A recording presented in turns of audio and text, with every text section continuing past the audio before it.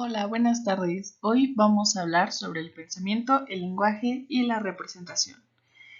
Para ser más específicos, hablaremos de las afasias y los trastornos. Hola, buenas tardes. Hoy vamos a hablar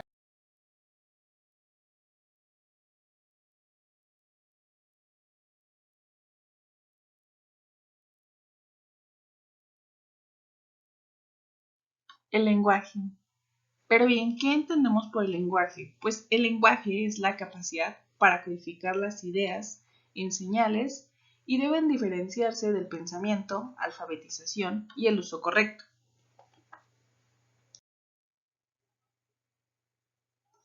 Tenemos la capacidad para aprender todo tipo de lenguaje. Eso quiere decir que entonces, pues el lenguaje es universal. No nos limitamos únicamente a entendernos de modo verbal, sino también a través de las señas, a través de los gestos, y esto es muy importante. Por ahora solo nos vamos a enfocar en el lenguaje verbal.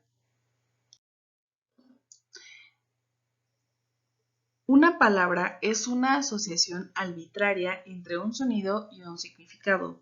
Por ejemplo, la palabra agua la usamos para referirnos a cierto líquido que nos ayuda a nutrirnos. No necesariamente tiene que haber una conexión natural. Esto quiere decir que es una convicción compartida utilizada por una comunidad de hablantes que hemos memorizado justamente esta palabra a lo largo de nuestra vida y que entonces encontramos que tiene una conexión entre el sonido y el significado.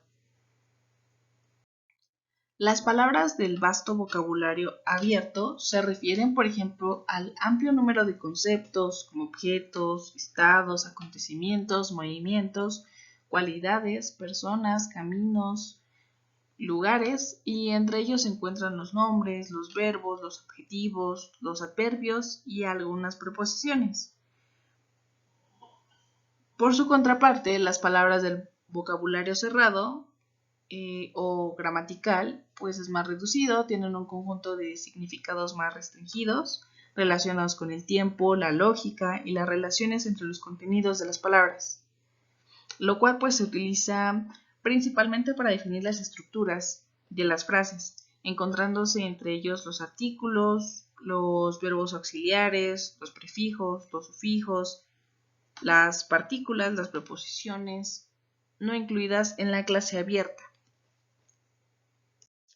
La gramática, por su parte, es el sistema que especifica cómo las unidades del vocabulario se pueden combinar en palabras, locuciones y oraciones, y cómo el significado de una combinación se puede determinar por los significados de las unidades y la forma en la que está dispuesta.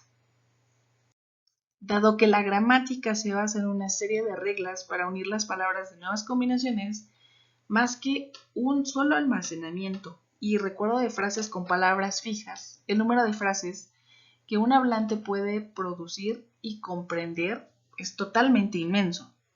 El número de posibilidades, pues definitivamente crece exponencialmente con una longitud de una sola frase. Entonces, esto es definitivamente muy interesante, cómo a partir de algo pequeño podemos expandirlo y justamente tener un millón de posibilidades. La gramática tiene tres componentes principales: morfología, sintaxis y fonología. La morfología se refiere a las normas de combinación de las palabras y de los sufijos para formar palabras mayores, como en aceptar más hable, aceptable, o mordedura, más es, ¿no? Mordeduras. La sintaxis, por su parte, consiste en reglas para combinar las palabras en sintagmas y oraciones y para determinar las relaciones justamente entre estas palabras. Estas reglas no ordenan simplemente las palabras en una secuencia lineal. El tercer subsistema de la gramática, la fonología, consiste en una serie de reglas que combinan sonidos para producir un patrón constante de lenguaje.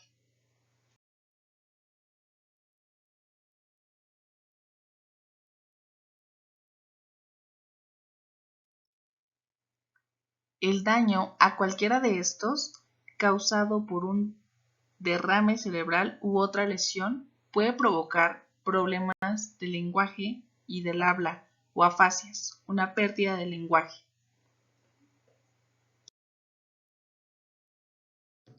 Sin embargo, hay que recordar que nuestro cerebro no está estructurado de un modo lineal, no es una línea recta, entonces a partir de ciertos avances se demostró que aunque sí tenía implicaciones el área de Broca, por ejemplo, el fascículo longitudinal superior del cerebro está también considerado en la actualidad como un sistema bidireccional que une una amplia extensión de las cortezas sensitivas con las cortezas prefrontal y premotora. Esto también ha determinado que otras regiones del hemisferio izquierdo, tanto corticales como subcorticales, están implicadas de forma importante en el procesamiento del lenguaje. Incluso en algunas otras se encuentran las cortezas asociativas superiores en las regiones frontales, temporal, parietal izquierdas, que parecen participar en la mediación de los conceptos y el lenguaje. Partes seleccionadas de la corteza de la región insular izquierda, que se cree está relacionada con la articulación del habla, y las áreas prefrontal y cingulada, que se encargan del control ejecutivo y son mediadoras en las memorias y los procesos de atención necesarios. Por lo tanto, el proceso del lenguaje pues, requiere una amplia red de áreas cerebrales que interactúan dentro de nuestra cabeza.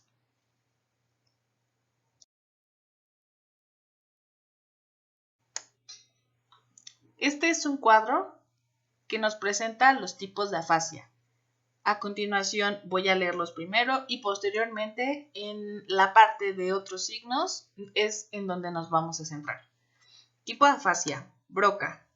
Habla no fluida, espontánea. Comprensión, conservada en su mayor parte para palabras únicas y oraciones gramaticales simples. Capacidad de repetición reducida. Otros signos, hemiparesia derecha, pierna-brazo. El paciente consciente del defecto puede deprimirse. Región afectada, la corteza frontal, posterior izquierda y estructuras subyacentes. Tipo de afasia, Wernicke, habla fluida, profusa, bien articulada, melódica.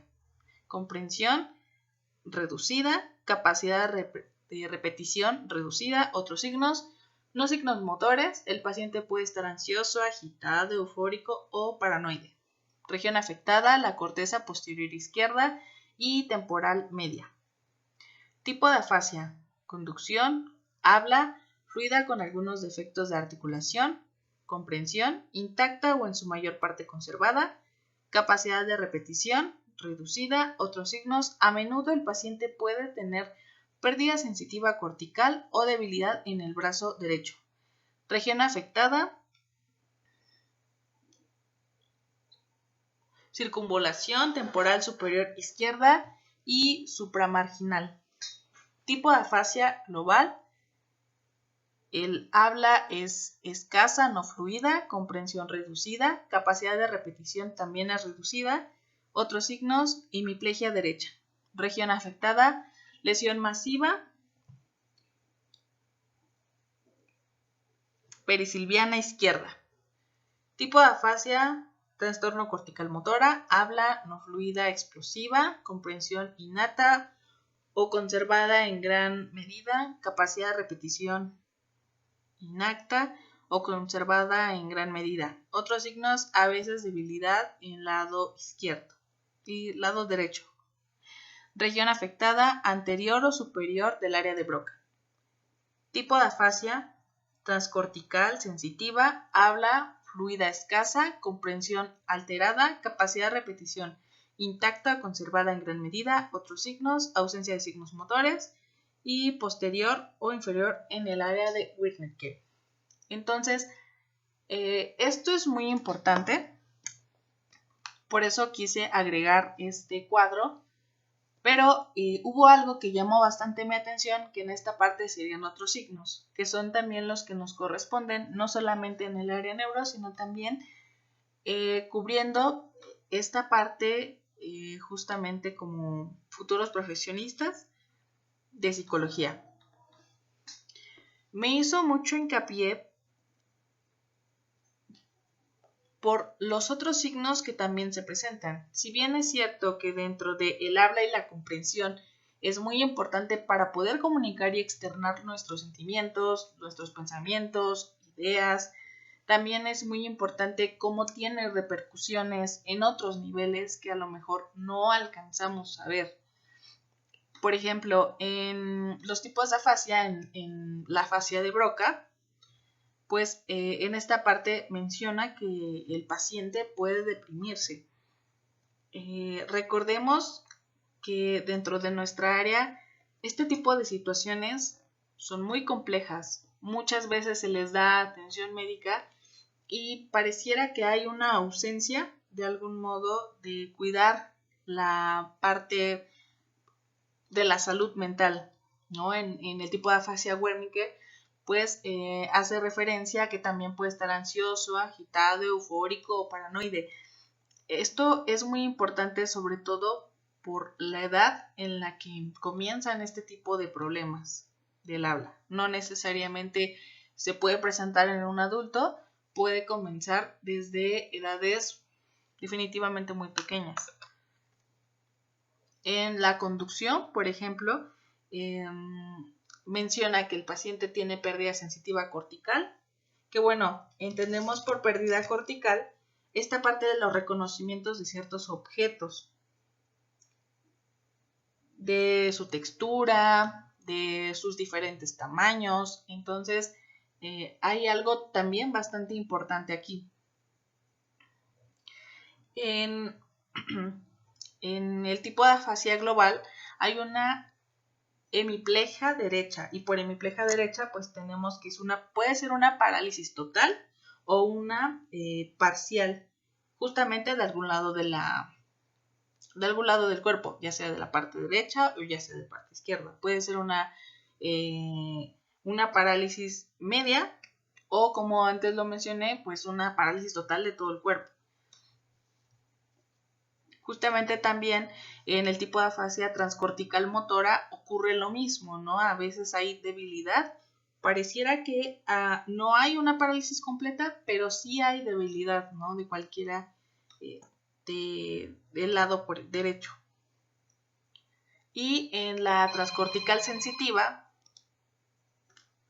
lo que ocurre en este tipo de afasia, pues es una ausencia de signos motores, que también pues entendemos por signos motores o esta justamente ausencia o deficiencia, pues una serie de anormalidades, ya puede ser de leves a graves, de un tono muscular, de una postura, de un movimiento y adquisiciones pues justamente de estas habilidades motrices.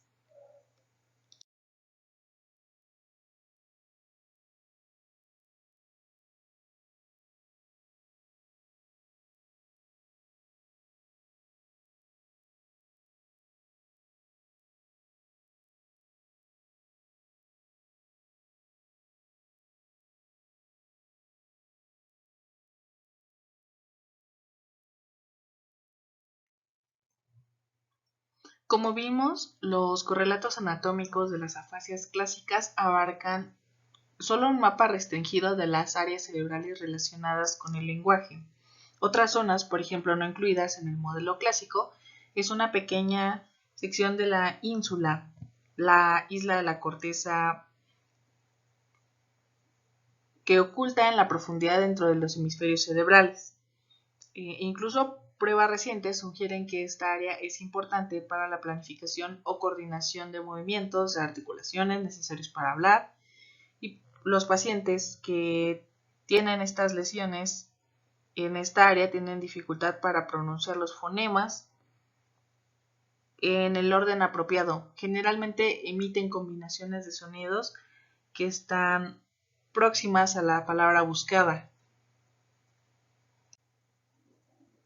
Y bueno, justamente aquí encontramos justamente lo que mencionábamos antes. Tenemos ambos ejemplos. El ejemplo A, donde se han reconstruido por medio de un ordenador y superpuesto las lesiones de 25 pacientes con déficit en la planificación de movimientos de articulación. Todos los pacientes tenían lesiones que comprendían una pequeña sección de la ínsula, una zona de la corteza situada por debajo de los lóbulos frontal, temporal y parietal. El área infartada compartía por todos los pacientes, se señalaba aquí justamente en el área violeta, que es la parte más oscura que tenemos.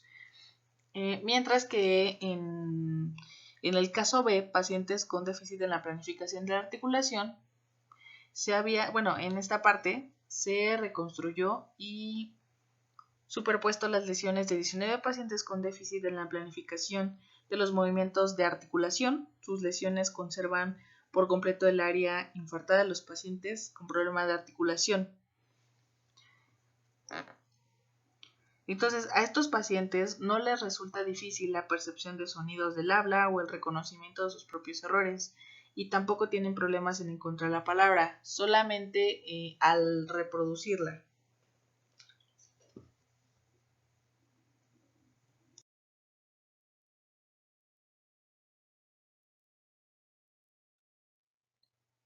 Este trastorno, también conocido como dislexia del desarrollo, afecta al 10 al 30% de la población.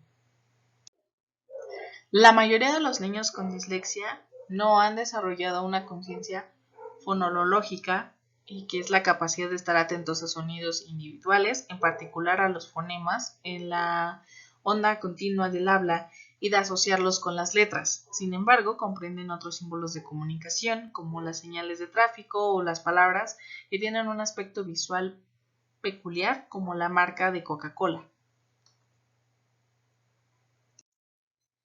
Los defectos en el procesamiento de la información visual pueden también ocasionar dislexia del desarrollo.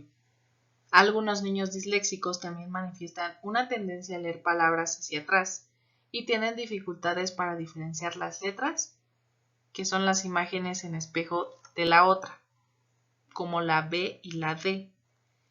Algo también muy importante es que algunos pacientes disléxicos, la migración de neuronas en la corteza temporal izquierda durante el proceso del desarrollo pudo haber sufrido algún tipo de retraso.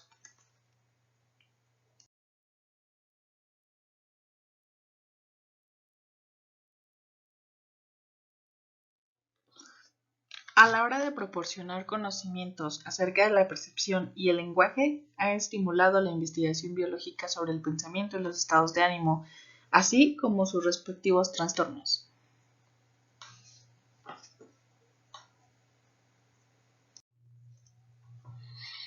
Examinaremos 4 trastornos más graves del pensamiento y estados del ánimo: esquizofrenia, depresión, manía y ansiedad.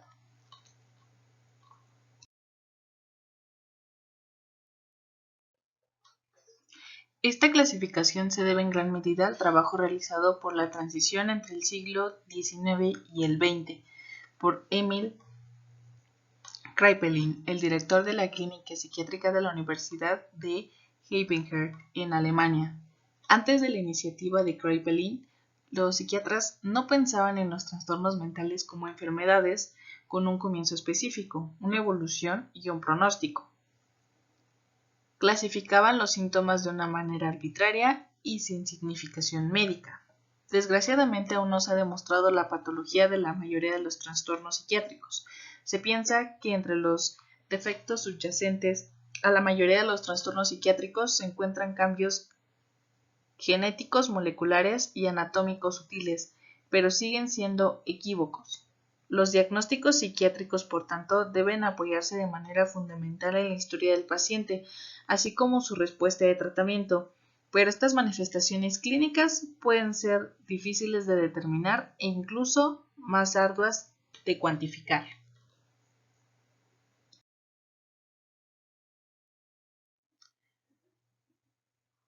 Este estudio examinado y comparando el cerebro de 32 pacientes con esquizofrenia con el de 32 personas sanas mediante 3 técnicas de resonancia diferentes. Una de estas técnicas mide el volumen de materia gris del cerebro, una segunda examina las conexiones de sustancia blanca subyacente y finalmente una tercera técnica registra el patrón de actividad en diferentes partes del cerebro mientras los sujetos realizan un test de cognición.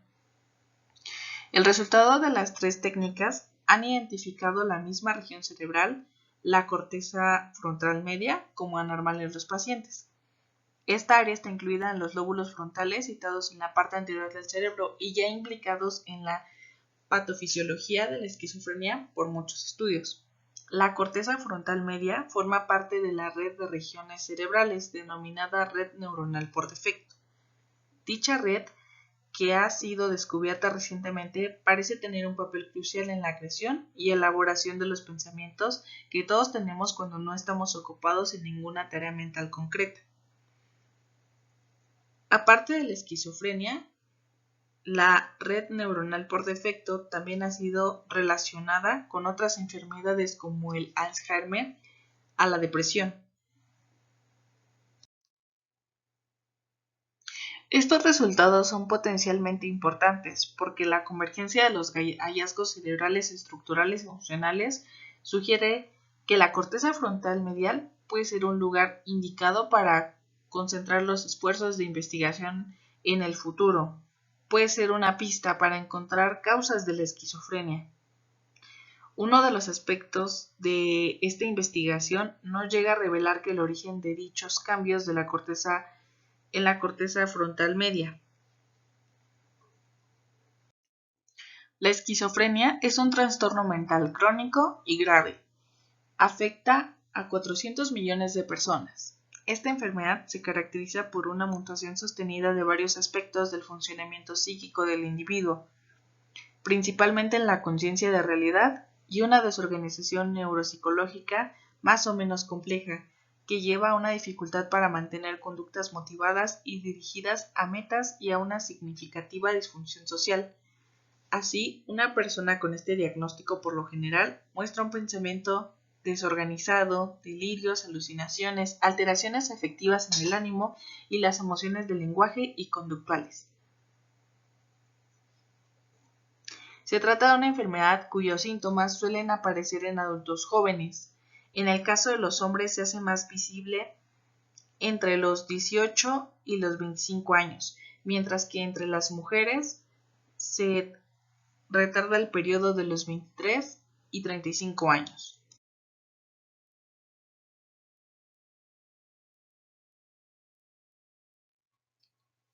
Desde hace 5 décadas, el enfoque biológico de la depresión ha sido dominado por la hipótesis de las monoaminas. La hipótesis propone que la depresión es causada por un déficit funcional en los neurotransmisores noradrenalina y la serotonina en las regiones límbicas del cerebro. Esta hipótesis se apoyó por el hallazgo de que el tratamiento con Herceptina, un fármaco antiperceptivo, se agotan las reservas de monoaminas. Causó episodios depresivos en algunos pacientes. La versión básica de esta hipótesis con respecto al trastorno depresivo especuló que la depresión se debe a una reducción en la disponibilidad de los neurotransmisores 5-HT y NA, resaltando que los fármacos antidepresivos ejercen su acción terapéutica mediante el aumento de la disponibilidad extracelular de estos neurotransmisores. Estos sistemas monoaminérgicos se distribuyeron ampliamente en toda la red de neuronas del sistema límbico, el estriado y los circuitos neuronales corticales prefrontales, quienes proporcionan las manifestaciones conductuales y viscerales de los trastornos del estado de ánimo.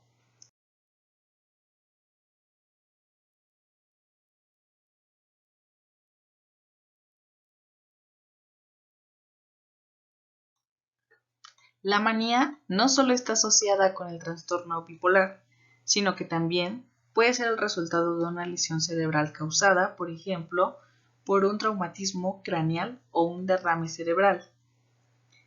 La explicación biológica de la aparición de esta llamada manía secundaria después de una lesión cerebral, en oposición a la primaria característica del trastorno bipolar, aún la desconocen. De hecho, estudios previos han concluido que muchas lesiones diferentes en áreas del cerebro diferentes y aparentemente no relacionadas pueden causar manía.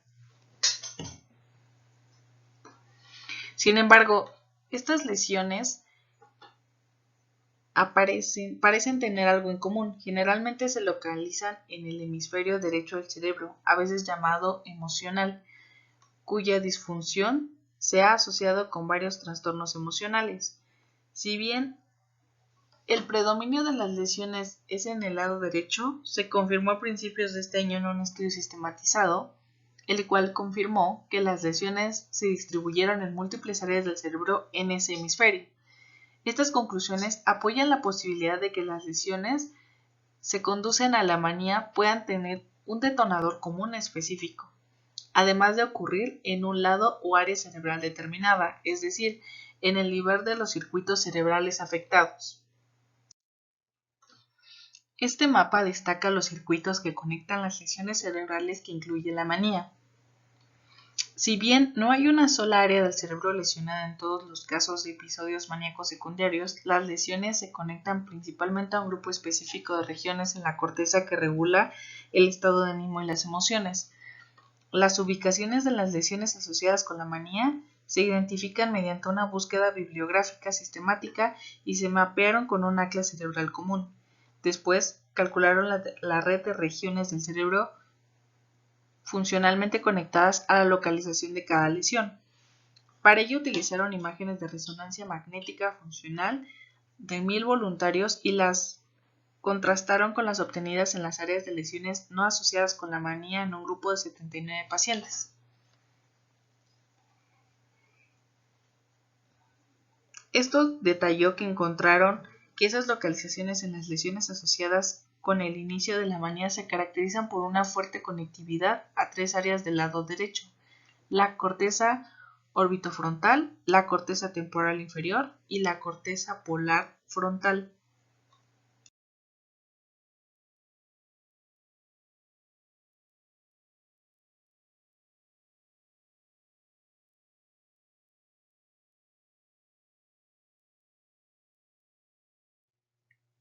Para entender cómo afecta la ansiedad en el cerebro, es importante conocer las zonas cerebrales que gestionan dicho proceso. Los estudios realizados muestran que no existe una región única y específica encargada de la integración de la ansiedad, ni tampoco un sistema de neurotransmisión exclusivo. Sin embargo, existe un gran número de centros nerviosos que participan en la producción y modulación de la ansiedad en el cerebro. Estos son en su mayoría zonas que conforman el sistema límbico. Se encuentran implicadas diferentes zonas cerebrales como la amígdala, ínsula, cuerpo estriado ventral, hipotálamo, regiones ventrales de la corteza cingulada anterior y de la corteza prefrontal, específicamente la zona ventromedial y corteza orbitofrontal. La importancia del hipocampo y la amígdala. Nos centraremos en dos zonas, la amígdala y el hipocampo. Esta primera es una estructura localizada en el lóbulo temporal relacionada con la supervivencia y el miedo, es decir, si no encontráramos ante factores externos que pudieran suponer una amenaza, la amígdala se activaría para indicarnos que hemos de alejarnos de esa amenaza y así incrementar las posibilidades de supervivencia. Sumando esto también estaría relacionado con las respuestas emocionales y el conocimiento de las expresiones faciales, teniendo un claro papel en la información y recuperación de recuerdos que están relacionados con el miedo.